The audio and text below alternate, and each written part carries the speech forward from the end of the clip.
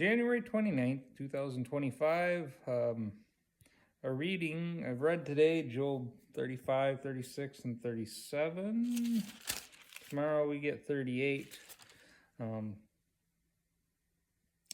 Again, reading through the Bible in a year. This is a tough little section here. This is day 2 of reading about Elihu, the fourth of Job's friends that joined him, the young one, and he comes out just a swinging at everybody. Just, hey, I know better than everybody, and I'm going to tell you all about it.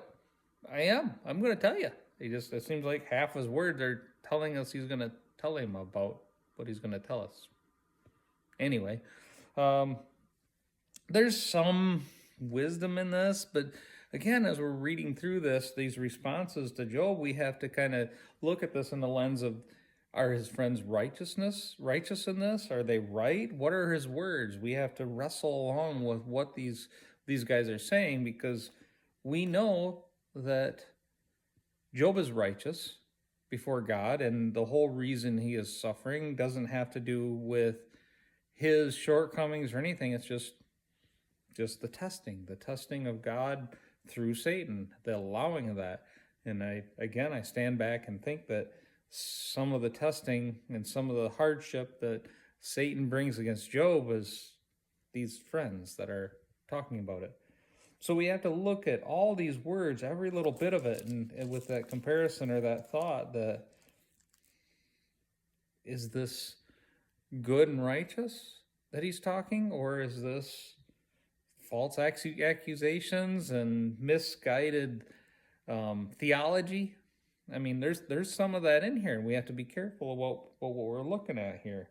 There's some good and there's some wisdom in this that, when we look at it, is true observation, but then there's things that look like is true observation that, as we know from, or as we'll find out, I guess, man, it's like we have to read this.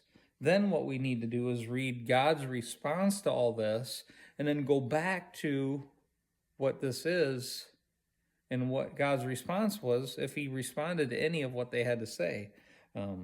The part that we're going to get to in Job, and maybe it's the New King James Version I'm thinking of, but God says, brace yourself like a man. Whoa, that one always gets me. But we're going to have to kind of go back and use what God says and compare it. This is going to be an interesting, that's going to take some time and some study and careful thought there. I don't know. Again, we can read over this and kind of gloss through it, but there's more here than, there's more coming here with what's to come.